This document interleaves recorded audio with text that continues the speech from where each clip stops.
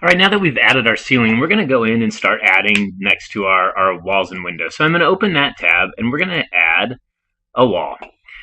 And we're going to use a wood frame wall.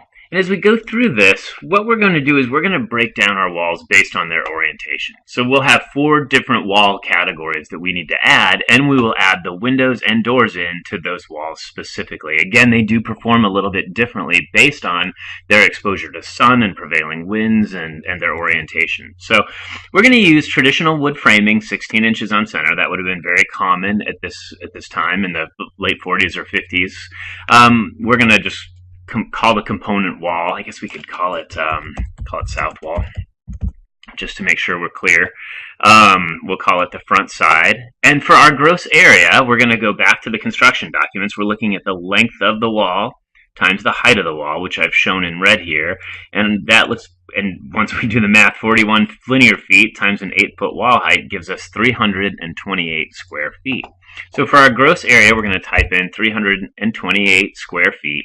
And again, we're going to assume that we are not insulating the structure. So late 40s, early 50s probably wouldn't have had insulation, so we will have 0 entered for the cavity R value and for our continuous R value.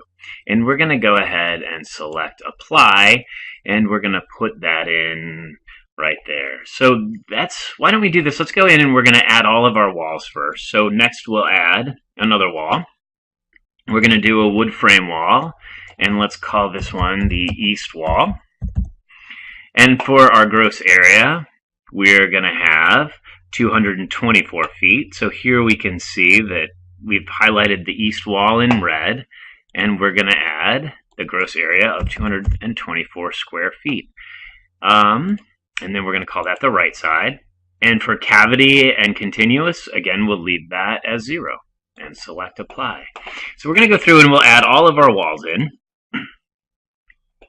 Wood frame. Let's go with north wall. We'll just work our way around the building. And I'm hoping that it's the same as the south wall at 328 square feet. It's a pretty symmetrical building. You can see we have a few more windows and doors in this one when we get to it. So for our north wall, we've got 328 square feet. We'll add that in, and we will call that the back of the house since the south side is the front. And again, leaving the cavity value at 0, we'll click apply. And we're going to add one more wall. And that should be pretty straightforward. Wood, 16 inches on center, and we're going to call this one the west wall. And we'll go back to our diagram, and it looks like here's the back side of that west wall. Notice that we're not counting the upper area of this building. That lies outside of our thermal envelope. So on the gable end, we're not counting the upper triangle. We're just counting the actual wall that is exposed inside the thermal envelope.